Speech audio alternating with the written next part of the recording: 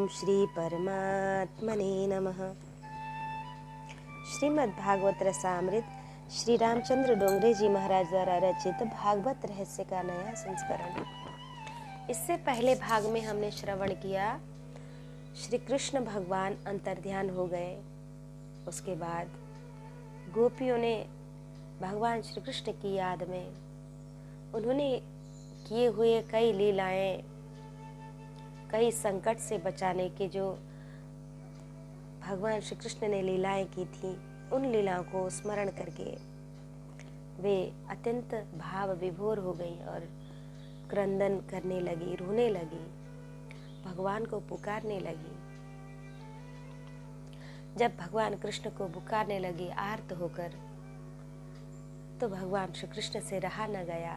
वे प्रकट हो गए और गोपियों के साथ उन्होंने महारास लीला की।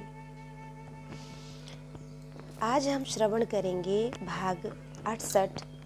उस जन्म को धिक्कार है जिसमें न प्रभु आदर भरा। यशोदायाः सुतां कन्या देवक्यः कृष्णमेव च रामं च रोहिणी पुत्रं वसुदेवेन बिभ्यता। श्री सुखदेव जी महाराज कहते हैं कि राजन, एक बार नारद जी राजा कंस से मिलने गए और उनसे कहा, भाई मुझे अभी जो खबर मिली है उसे मैं तुम्हें बताने आया हूँ। नंद बाबा के गोकुल में लोग जिसे कन्हैया कन्हैया कहते हैं वह उनका पुत्र नहीं है, वह तो वासुदेव का पुत्र है। वह देवकी की 8वीं संतान है, वही तुम्हारा काल है। कंस बोला, मुझे शंका तो हो रही थी कि कृष्ण अनेक राक्षसों को मार रहा है, वही मेरा काल है और वही देवकी की 8वीं संतान भी। कंस राजा को आश्चर्य हुआ कि मैंने वसुदेव और देवकी को कैद में डाल रखा था, फिर यह कैसे हो वहां चला गया। नारद जी ने कहा, भाई तू बड़ा भोला है, वह तो इस प्रकार गया कि तुझे खबर भी न पड़ी। कंस राजा को ऐसा मन में लगा कि मुझे धोखा देकर वसुदेव देवकी ने अपना पुत्र वहां पहुंचा दिया। कंस को क्रोध आ गया और वह वसुदेव को मारने के लिए तैयार हो गया। नारद जी को जिस प्रकार आग लगाना आता है उसी तरह बुझाना भी आता है। आजकल लोगों को केवल आग लगाना ही आता है। कुछ लोग तो आज ऐसे हैं जो सवेरे उठते ही आग लगाने की ही बात करते हैं। हमें सवेरे सोकर उठने के बाद आग नहीं लगाना चाहिए, बल्कि बिछौने पर बैठकर आधे घंटे तक परमात्मा का स्मरण करना चाहिए।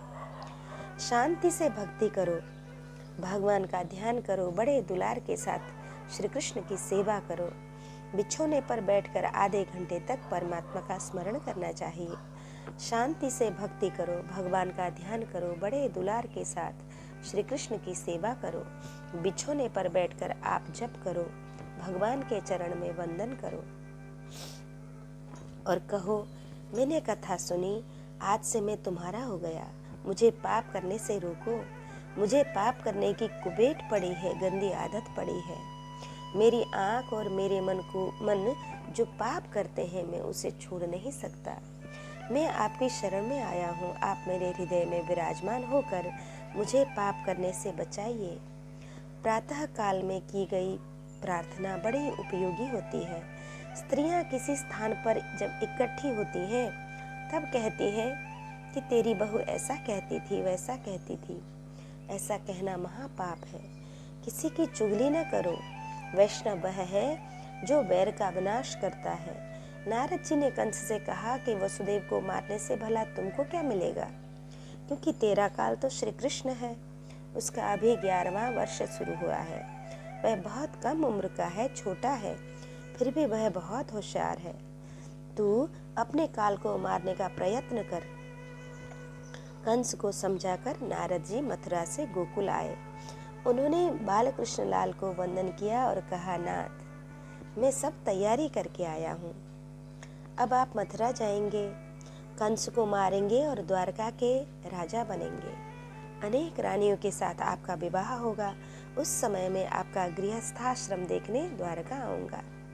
मैं आपकी सभी लीलाएं जानता हूँ। नारद जी एक एक लीला का वर्णन करते हैं। इस ओर कंस घबरा उठा। उसने वसुदेव और देवकी को फिर से वेड़ियों में जकड़कर वह विचारने लगा कि श्री कृष्ण को कैसे मारूं।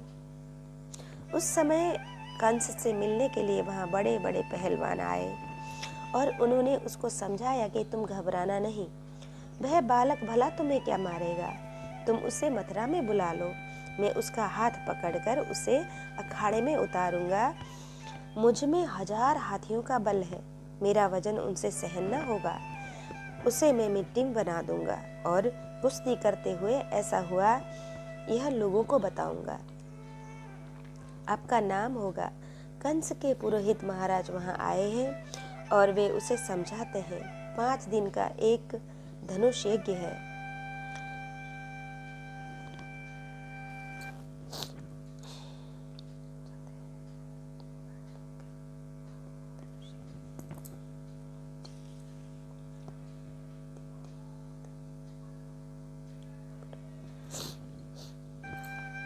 वह यदि ठीक तरह पूरा हो जाए तो यजमान का शत्रु मर सकता है और यजमान की आयु भी बढ़ सकती है।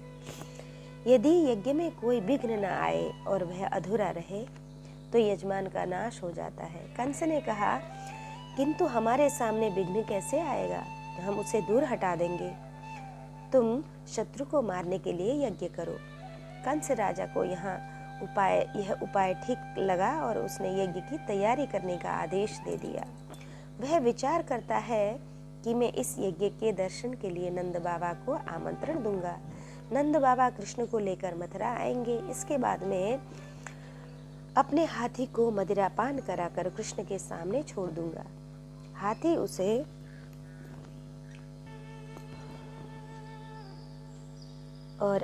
उसे पैर के नीचे कुचल देगा। फिर भी यदि कृष्ण जीवित बचेगा तो उसे मेरे पहलवान मार डालेंगे। कंस राजा ने ऐसा षड्यंत्र तैयार किया है और नंद बाबा को यज्ञ के दर्शन के लिए निमंत्रण देने का विचार किया है। उसने सोचा कि निमंत्रण देने के लिए किसे भेजूं। उसी समय उसे वयोवृद्ध अक्रूर की याद आ गई। उसने सोचा कि अक्रूर गंभीर है, वयोवृद्ध है, वे विश्वासघात नहीं करेंगे। ऐसा विचार कर उसने अक्रूर के घर जाकर कहा, काका, मेरा एक खास काम आपको करना है। अभी नारद जी आए थे, वे मुझसे कह गए हैं कि वसुदेव ने मुझे धोखा दिया है। नंद बाबा के गोकुल में जिसे कन्हैया कहते हैं वही मेरा काल है। मैं भी उसे कष्ट से मारूंगा। शत्रु को मारने के लिए मुझे यज्ञ करना है। कल मेरा रथ लेकर आपको नंद बाबा के यहाँ आमंत्रण देने जाना है कि वे यज्ञ के दर्शन के लिए अवश्य पधारें। नंद बाबा को विश्वास हो कि राजा का मुझ पर प्रेम है, इसलिए मैं अपना सोने का रथ भेज रहा हूँ। नंद जी भले बैलगाड़ी में बैठकर आवे, किंतु आप बालकों को मेरे इस रथ में बैठा कर ले आइए। इसके बाद हाथी उन्हें पैरों के नीचे कुचलेंगे, मेरे पहलवान भी उन्हें मार देंगे। मैंने अपने इस काल को मारने के लिए यह कपट किया है। मेरा इतना विशाल राज्य है, सुंदर रानियां हैं, फिर भी मैं सुख भोग नहीं कर सकता। मुझे अपने काल का बहुत भय लगता है। जिस समय मेरा काल मर जाएगा उसके बाद सुख भोगूंगा। काका, मैंने जो यह विचार किया है यह ठीक तो है ना? अक्रूर जी ने कहा कि विचार करना मनुष्य के हाथ की बात है, किंतु भाग्य में होने पर और परमात्मा की कृपा प्राप्त होने पर ही मानव का विचार सफल हो सकता है। श्री कृष्ण कंस के काल है। कंस को जीने की प्रबल इच्छा होने पर भी वह कृष्ण को अपने काल को अपने पास बुलाता है। हमको मरने की बहुत इच्छा नहीं रखनी चाहिए और न बहुत जीने की इच्छा रखनी चाहिए। कथा सुनने के बाद एक ही इच्छा रखनी चाहिए कि मैं अब भगवान का हो गया हूँ। मैंने अब पाप छोड़ दिए हैं, मुझे अब सतत भक्ति करनी है। जब भगवान बुलाएं तब जाने को तैयार हूँ। जो सावधान होकर भक्ति करता है उससे काल का भय नहीं होता। समय आने पर जीव अपने आप ही काल को बुलाता है। कंस श्री कृष्ण को मथुरा में बुलाता तो अधिक समय तक जीवित रह न बुलाता तो अधिक समय तक वो जीवित रह सकता था, किंतु कंस का समय हो गया था, इसलिए वह अपने काल को बुलाता है। महापुरुषों ने कथा वर्णन करते हुए कहा है, व्यास जी का एक शिष्य था, उसका नाम दास था। वह गुरु की बड़ी सेवा करता था। एक दिन उसने हाथ जोड़कर व्यास जी से कहा कि महाराज, मुझे कब मरना है यह बताइए, मेरा मरण कब होगा। व्यास जी ने कहा, ऐसा नहीं पूछना चाहिए, मनुष्य क्षण क्षण मरता है, मृत्यु सिर पर बैठी है, उसे याद करके पाप छोड़ो और भक्ति करो। मृत्यु कब आएगी इसका विचार न करो। दास ने कहा कि मुझे सचमुच यह जानना है कि मैं कब मरूंगा, मुझे वह समय आप अवश्य बताइए। व्यास जी ने कहा कि मृत्यु का समय जानने से कोई लाभ नहीं। यह सुनकर दास ने हठपूर्वक कहा कि मृत्यु का समय जानने से लाभ हो या न हो, किंतु आप मुझे अवश्य बताइए। दास ने व्यास जी की बहुत सेवा की थी, इसलिए वे उसे लेकर यमपुरी गए। उन्होंने यमराज से कहा कि यह मेरा शिष्य है, इसे आप यह बताइए कि कब मरेगा। यमराज ने कहा कि मैं यह नहीं जानता, मेरे मंत्री मृत्युदेव जानते हैं। यमराज व्यास जी और दास तीनों मृत्युदेव के घर गए। मृत्युदेव ने कहा कि महाराज, विधाता ने इसके कपाल में क्या लिखा है इसकी मुझे जानकारी नहीं। मुझे तो जब आदेश मिलता है तब पकड़ने के लिए जाना पड़ता है। कोई कब मरेगा इसकी मुझे कोई खबर नहीं, विधाता जाने। सबने मृत्युदेव से कहा कि चलो हम विधाता के पास चलें, तुम यदि साथ रहोगे तो काम जल्दी होगा। यमराज, व्यास जी, दास और मृत्युदेव चारों विधाता के घर गए। उन्होंने विधाता से पूछा कि यह कब मरेगा, इसे बताइए।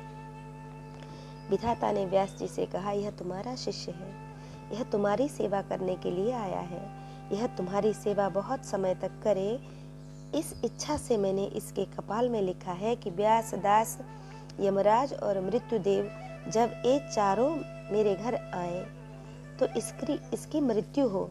मुझे ऐसा विश्वास था कि तुम चारों किसी दिन एकत्र नहीं हो सकते। यदि एकत्र हो भी जाओ तो मेरे घर नहीं आ सकते, किंतु अब आज ही यह मर जाएगा। समय होने पर जीव काल को अपने पास बुलाता है। कंस की आयु पूरी हो गई थी।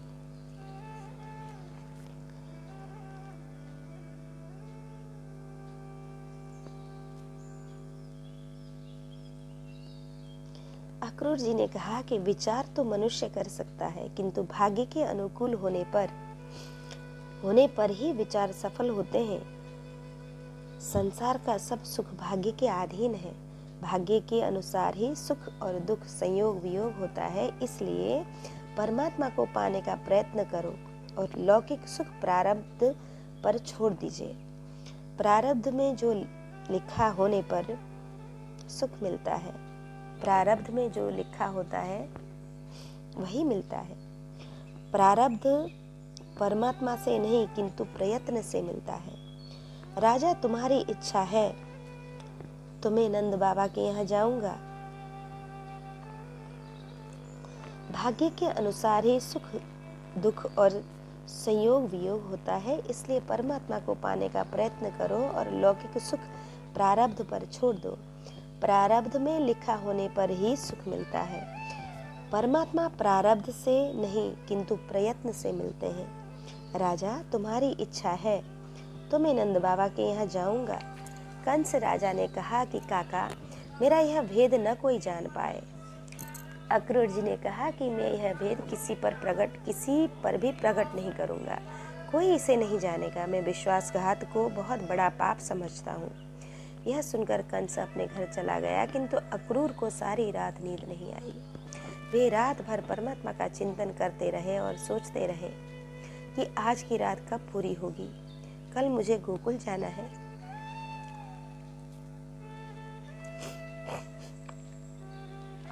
मुझे श्री कृष्ण के दर्शन का लाभ मिलेगा। प्रातः काल जल्दी उठकर अक्रूर जी ने स्नान किया और नित्य कर्म से निवृत्त होकर मथुरा से गोकुल के लिए प्रस्थान किया। गच्छन् पथि महाभागो भगवत्यम्बुजे क्षणे भक्तिं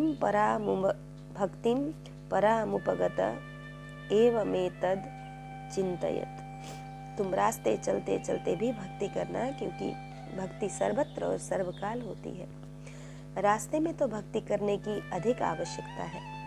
तुम घर से यहाँ आए तो रास्ते में क्या करते थे? कुछ लोग तो दूसरे का मुंह देखते देखते चल रहे थे, किंतु किसी का मुंह या कपड़ा देखने से हमें क्या लाभ।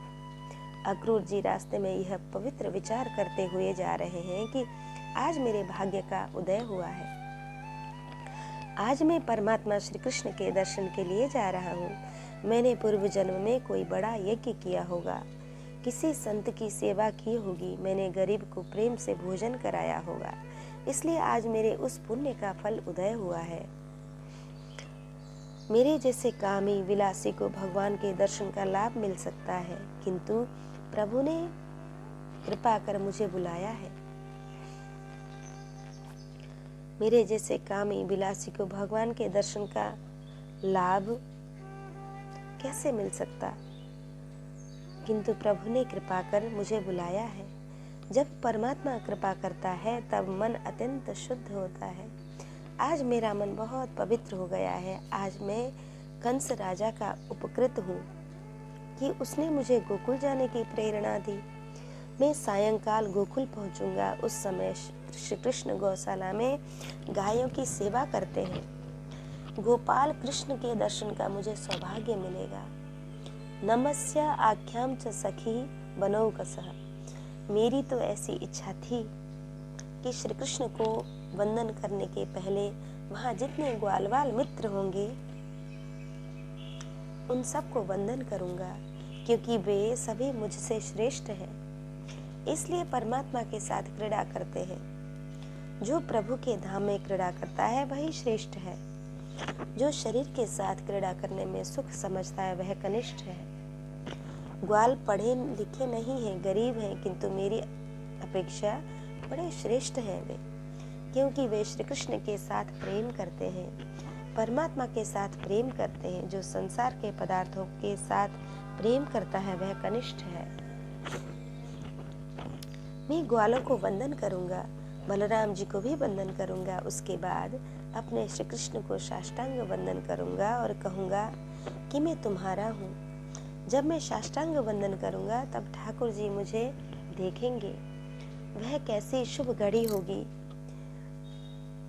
उनकी दृष्टि मुझ पर पड़नी चाहिए। उनको यह मालूम होना चाहिए कि यह जीव शरण में आया है। जब स्वामी प्रेमासिक्त दृष्टि मुझ पर पड़ेगी तब मेरा जीवन सफल हो जाएगा। जब स्वामी की प्रेमासिक्त दृष्टि मुझ पर पड़ेगी तब मेरा जीवन सफल हो जाएगा।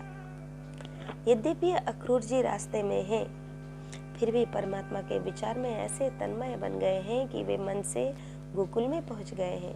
उन्हें ऐसी प्रतीति होती है कि श्री कृष्ण गोपाल श्री कृष्ण के दर्शन का लाभ मिल गया है। आज श्री कृष्ण ने पीला पीताम्बर पहना है और दाऊ जी ने नीला पहना है। श्री कृष्ण श्याम है, दाऊ जी गौर है। श्याम सुंदर और गौर सुंदर के दर्शन का लाभ अक्रूर जी को रास्ते में हुआ। अक्रूर जी विचार करते हैं कि जब मैं भगवान को वंदन करूंगा तब वे मुझे प्रेम से देखेंगे और मेरे मस्तक पर हाथ रखेंगे। अक्रूर जी ने जहाँ अपने मन में यह विचार किया, वहां उन्होंने अपना हाथ स्वयं अपने मस्तक पर रख दिया। इसके बाद वे विचार करते हैं, स्वामी का हाथ मेरे मस्तक पर पड़ते ही मेरी बुद्धि सुधर जाएगी। आज मैं कृतार्थ होने वाला हूँ। तत्पश्चात मैं हाथ जोड़कर उन्हें प्रणाम करूंगा। मैंने ऐसा सुना है कि यदि कोई भी जीव उनके पास जाए तो उसे छाती से लगाकर एक बार उससे भेंट करते हैं। लब्धांग संगम प्रणतम कृतांजलिम मां वक्ष्यते क्रूर ततित्य रुश्रवः तदा वयं जम्भभृतो महीयसा नैवाधृतो यो धिगमुष्य जन्मतत्। अक्रूर जी ने मन में सोचा कि श्री कृष्ण बहुत प्रेम करते हैं। मैं उनके योग्य नहीं हूँ, किंतु मेरी उम्र बड़ी है, मैं वयोवृद्ध हूँ। उनके पिता वसुदेव का मैं मित्र भी हूँ, इसलिए वे मेरा नाम लेकर नहीं बुलाएंगे, वे मुझे काका कहकर बुलाएंगे। उस समय मुझे बहुत आनंद होगा। वे यदि एक बार काका कहकर बुलाएंगे तो मेरा मरण मंगलमय हो जाएगा, क्योंकि भगवान जिसे अपनाते हैं उसे अंत समय में लेने के लिए आते हैं। इस जीव को मान सम्मान की भूख होती है। प्रभु के दरबार में जाकर मान मिलता है और प्रभु जिसे मान देते हैं उसी का मान स्थायी बनता है। जगत में कुछ लोग मान सम्मान देते हैं किंतु बाद में खराब भी बोलते हैं, इसलिए जगत खराब है। जगत में मिला हुआ मान सम्मान भी खराब है और अपमान हो तो भी खराब है। जिसका मन मान और अपमान में शांत रहता है वही भक्ति कर सकता है। अक्रूर जी विचार करते हैं, आज मुझे बहुत आनंद मिलेगा और मेरा जीवन सार्थक हो जाएगा। मैं आज परमात्मा के साथ एकाकार होने वाला हूँ। अक्रूर जी विचार करते करते जा रहे हैं। उनका रथ नंदगांव के पास पहुंच गया है। जिस मार्ग में से भगवान श्री कृष्ण गायों को लेकर घर गए हैं, उस रास्ते पर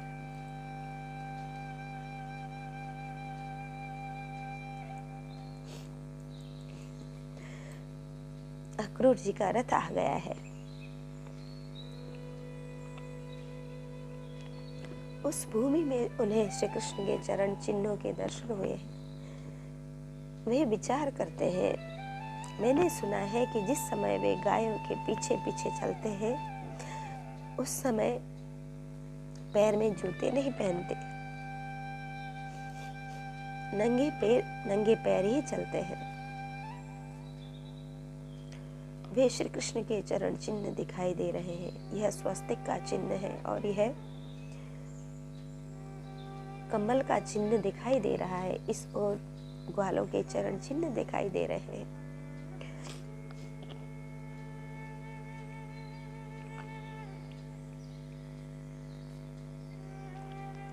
जब अक्रूर जी को ब्रजरज में श्री कृष्ण के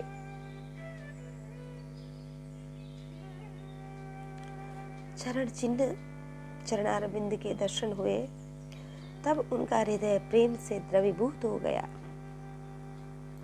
और उनकी आंखें गीली हो गईं। उस समय वे रथ में नहीं बैठ सके और रथ से जमीन पर कूद पड़े। श्री कृष्ण की चरण रज में वे लौटने लगे।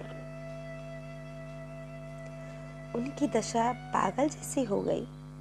लोभी मनुष्य पैसों के लिए पागल बन जाता है। वह जब अनेक की खुशामद करता है तब पैसा हाथ में आता है। जब पागल हुए बिना पैसा नहीं मिल सकता तो परमात्मा उसे आसानी से कैसे मिल सकते हैं। अति लोभी जीव पैसे में पागल बनता है, अति कामी जीव काम में पागल बनता है, किंतु वह परमात्मा के लिए पागल नहीं बनता। जो भगवान के लिए पागल बनता है उसे ही परमात्मा मिलता है। अक्रूर जी के मन में विचार आता है, मेरे भगवान नंगे पैर चलते रहे होंगे तो फिर हमें रथ में नहीं बैठना चाहिए, क्योंकि मैं तो श्री कृष्ण की सेवा करने वाले वैष्णवों का दास हूँ। यदि मैं रथ में बैठकर जाऊंगा तो मुझे पाप लगेगा। इसलिए अक्रूर जी साष्टांग दंडवत प्रणाम करते करते आगे चल रहे हैं। बद्री नारायण जाते समय अंतिम मुकाम हनुमान चट्टी आता है। कुछ लोग हनुमान चट्टी से साष्टांग प्रणाम करते करते बद्रीनाथ जाते हैं। बहुत दुख सहन करने पर और पापों का क्षय होने पर सात्विक भाव जागृत होता है। अक्रूर जी को याद आता है कि मेरा जीवन कैसा है। मैं श्री कृष्ण के दर्शन के लिए जाता हूँ। मुझे ऐसी प्रतीति होती है, ऐसा प्रतीत हो रहा है कि वे दर्शन नहीं देंगे। भला वे मेरे जैसे कामी विलासी को क्यों दर्शन देंगे। अपनी जवानी का स्मरण करते हुए अक्रूर जी रो पड़ते हैं। और विचार करते हैं मैं दर्शन के योग्य नहीं हूँ।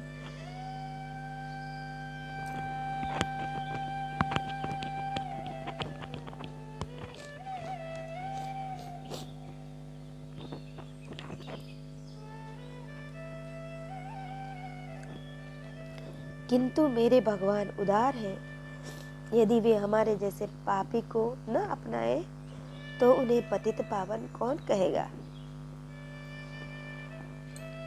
मैंने पाप किया है,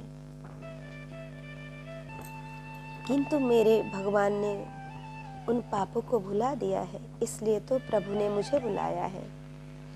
वे मुझे अपनाएंगे। अक्रूर जी को जब अपनी करनी याद आती है तब वे हिम्मत खो बैठते हैं। फिर भी परमात्मा की दयालुता के विचार से उनमें हिम्मत आ जाती है। अक्रूर जी ने रास्ते में जो जो मनोरथ किए, प्रभु ने उन सब को परिपूर्ण कर दिया।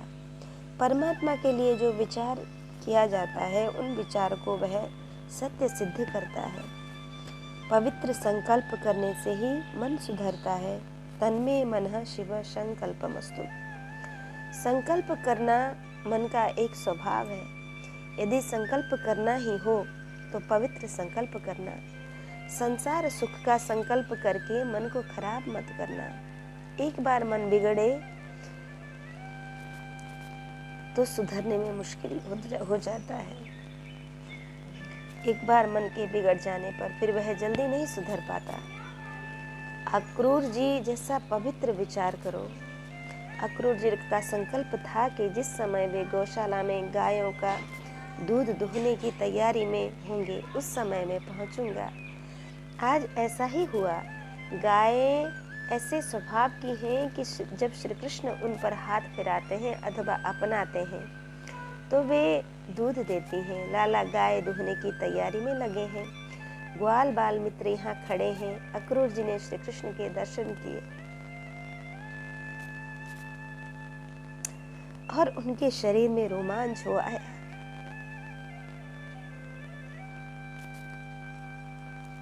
उनकी आंखें भीग गईं, गला भर आया और मुंह से एक शब्द भी न निकला। वे लाठी की तरह ढलकर भगवान के चरण में पड़े। उन्होंने कृष्ण कन्हैया की जय कहकर साष्टांग प्रणाम किया। जब जीव को अपने किए गए पापों के प्रति हृदय से पश्चाताप होता है और जब यह जीव सब प्रकार का अभिमान छोड़कर भगवान की शरण में जाता है तब वे इसे प्रेम से देखते हैं। भगवान अक्रूर जी को प्रेम से देखते हैं और उनके माथे पर हाथ फिराते हैं। अक्रूर जी का सारा संकोच पिघल उठता है। प्रभु ने उनके मस्तक पर हाथ फिराया और कहा, उठो। अक्रूर जी का सारा संकोच पिघल उठता है। अक्रूर जी विचार करते हैं कि श्री कृष्ण ने मस्तक पर हाथ तो फिराया, किंतु वे मुझे अभी काका कहकर नहीं बुलाते। क्या वे मुझे काका कहकर नहीं बुलाएंगे? मैंने बहुत पाप किए हैं, इसलिए मेरे जैसे पापी को काका कहने में उन्हें संकोच होता होगा। अनेक वर्षों से हमने पाप छोड़ दिया है। मैं सवेरे उठकर ध्यान करता हूँ, सेवा करता हूँ और श्री कृष्ण का कीर्तन करते करते तन्मय हो उठता हूँ। कभी कभी तो उनके कीर्तन में मुझे अपने देह का भी भान नहीं रहता। मेरे भगवान मेरी इच्छा पूर्ण नहीं करेंगे तो दूसरा कौन करेगा? जब भी मुझे काका कहकर बुलाएंगे तभी मैं उठूंगा। मुझे पानी भी नहीं पीना है, मुझे कुछ मांगने की इच्छा नहीं है। वे मुझे एक बार काका कहकर बुलाएं तो मेरा मरण सुधर जाएगा। प्रभु के साथ संबंध जोड़ने पर भी भक्ति होती है। बिना संबंध जोड़े स्मरण नहीं होता। अक्रूर जी ने भगवान से संबंध जोड़ लिया है। वृंदावन में एक संत रहते थे। यौवन में वे योगी थे। वे प्राणायाम करते और समाधि में बैठते थे, किंतु वृद्धावस्था में महान भगवत भक्त बन गए। उन संतों को ऐसा विश्वास था कि जब तक नाक पकड़कर प्राणायाम करते हैं तब तक मन शांत रहता है, किंतु उसके बाद मन चंचल बन जाता है। अंत काल में योग मुझे धोखा देगा, क्योंकि अंत समय की वेदना में योग सफल नहीं होगा। ध्यान रखो कि अंत समय में अति दुख पड़ता है। उस समय ज्ञान पर अधिक भरोसा मत करना। अंत समय की वेदना के समय मनुष्य यह भूल जाता है कि मैं शुद्ध चैतन्य आत्मा हूँ। उस समय यह देहध्यास ही याद आता है कि मैं शरीर हूँ, इसलिए उस समय शरीर छोड़ने में बहुत व्याकुलता होती है।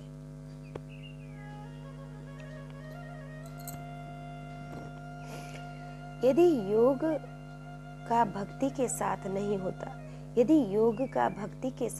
होता तो योग के कारण मरण बिगड़ जाता है, भक्ति से मरण सुधरता है। अक्रूर जी ने विचार किया कि इस संसार में रहकर मुझे इससे भूल जाना है, श्री कृष्ण में तन्मय हो जाना है। मैं ऐसा कौन सा काम करूं जिससे यह संसार भूला जाए। और उन्होंने श्री कृष्ण से अपना संबंध जोड़ा कि कन्हैया मेरा पुत्र है, मैं नंद बाबा का हूँ। मुझे वृद्धावस्था में यह बालक मिला है, इसलिए मेरे प्राणों से भी प्यारा है। एक महात्मा परमात्मा को बालक मानकर श्री कृष्ण की सेवा में तन्मय हो जाते हैं, बाल लीला के चिंतन में तन्मय बन जाते हैं। एक बार वे गंगा जी के दर्शन के लिए इच्छा करते हैं, गंगा जी और गंगा में स्नान करने की कामना करते हैं। उन्होंने पहले गंगा जी को नहीं देखा था। काशी में गंगा जी सुशोभित है, इसलिए वे काशी जाने की तैयारी कर रहे थे। किंतु जिस समय वे बाल कृष्ण लाल की सेवा में तन्मय हो जाते, उस समय उनका हृदय द्रवित हो जाता। उनको ऐसा अनुभव होता कि कन्हैया गोद में है और वह कह रहा है, मैं तुम्हारा बालक हूँ, मुझे छोड़कर क्या काशी जाने वाले हो? मुझे तुम्हारे बिना कुछ सुहाता नहीं बाबा, तुम मुझे छोड़कर यात्रा में मत जाना। संत जी काशी जाने की तैयारी करते, किंतु अंत में जाना बंद कर देते थे। वे कहते थे कि मेरा पुत्र मना करता है, मुझे काशी नहीं जाना। वे संत वृंदावन में पड़े रहे। उनकी उम्र 105 वर्ष की हो गई। महाराज का शरीर अत्यंत वृद्ध हो गया, किंतु उनका कन्हैया 4-5 वर्ष का बालक भी बना रहा। वह बड़ा कभी नहीं हुआ। उनको बाल स्वरूप में बहुत प्रीति हुई थी। उन्होंने बाल कृष्ण लाल को प्रेम से बालक माना है। वे श्री कृष्ण में तन्मय रहते हैं। एक दिन लाला का सेवा स्मरण करते करते महात्मा जी ने अपना शरीर त्याग दिया। सभी साधु एकत्र हुए और कीर्तन करते करते उनके शरीर को स्मशान में ले गए। अग्नि संस्कार की तैयारी के समय स्मशान में 5-6 वर्ष का एक बालक आया। उसने पीला पीतांबर पहन रखा था और उसके कंधे पर गंगा जल का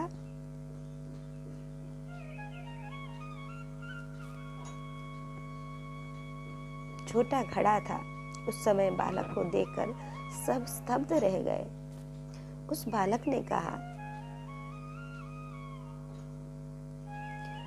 ये मेरे पिता हैं, मैं इनका पुत्र हूँ। इनके अग्नि संस्कार का अधिकार मेरा है और मैं इनका अग्नि संस्कार करूंगा। इन्होंने मेरा बड़ा लाड प्यार किया है। मैं तो हट करता था, किंतु इन्होंने मुझ पर बहुत प्रेम किया था। पिताजी की इच्छा काशी में जाकर गंगा स्नान करने की थी, किंतु ये गंगा स्नान नहीं कर सके। पिताजी की अंतिम इच्छा पूरी करना पुत्र का धर्म है। बालक ने महात्मा के शरीर को गंगा जल से स्नान कराया। पुत्र ने पिता की जिस प्रकार अंतिम पूजा की जाती है, उसी प्रकार उनकी अंतिम पूजा की। उन्होंने कपाल में तिलक किया और उनको फूल माला पहनाई। बालक ने उनके चरणों में माथा झुकाया और कहा, बाबा तुम्हारा कन्हैया तुमको वंदन करता है।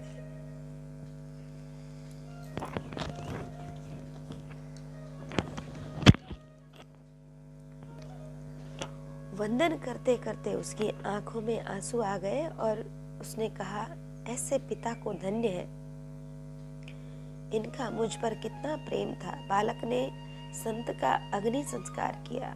उसके बाद देखते देखते ही वह अदृश्य हो गया। यदि परमात्मा के साथ संबंध रखोगे तो अंत समय में वे तुम्हारे बहुत काम आएंगे।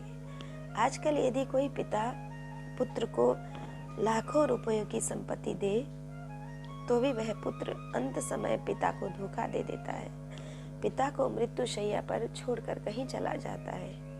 यदि तुम ईश्वर के साथ संबंध जोड़ोगे तो धोखा नहीं होगा और मन शांत रहेगा।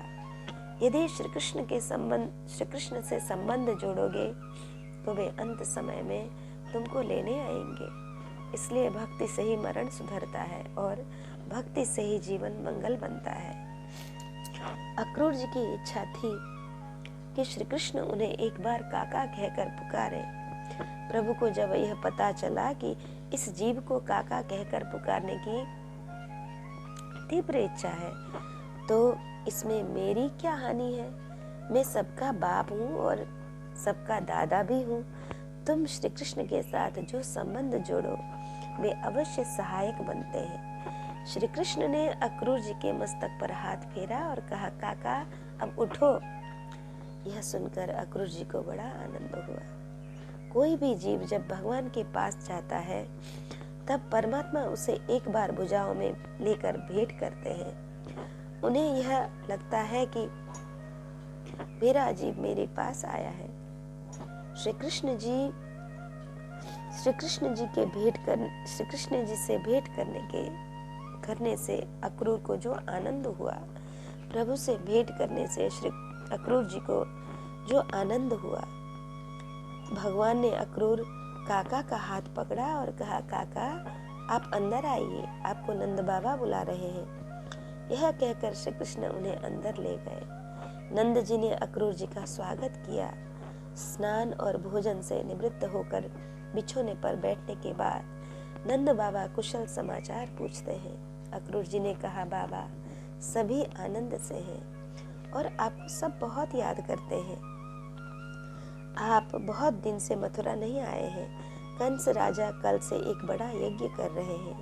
मैं उस यज्ञ के दर्शन के लिए विशेष रूप से आपको आमंत्रण देने आया हूँ। कंस राजा की मुझे यह आज्ञा मिली है कि नंद बाबा दर्शन के लिए मथुरा आए। लाला भी 11 वर्ष के हो गए हैं।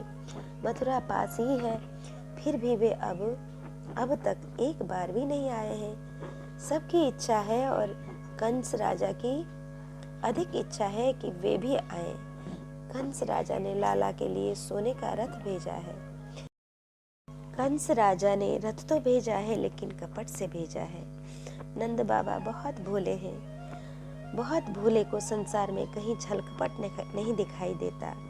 नंद बाबा यह समाचार सुनकर खुश हो गए और कहा कि एक ब्राह्मण ने लाला की जन्म कुंडली देखकर मुझे यह बताया था, तुम्हारे कन्हैया को 11 वर्ष आरंभ होते ही उसे लेने के लिए कोई सवारी लेकर तुम्हारे घर आएगा। इसके बाद लाला गायों के पीछे पीछे नंगे पैर नहीं घूमेगा। ऐसा योग है कि वह राजा होगा। फिर नंद बाबा ने कहा कि ब्राह्मण की यह बात सत्य ही सिद्ध हुई है। आज तुम रथ लेकर आए हो। मेरी भी बहुत इच्छा थी कि लाला को मथुरा दिखा दूं। अब मैं कल श्री कृष्ण बलराम को मथुरा ले जाऊंगा। मुझे उस रथ में नहीं बैठना है, मैं तो बैलगाड़ी में बैठकर जाऊंगा। तुम मेरे बालकों को उस रथ में बैठा कर ले जाना। इस तरह से आज का प्रसंग यहाँ विश्राम लेता है।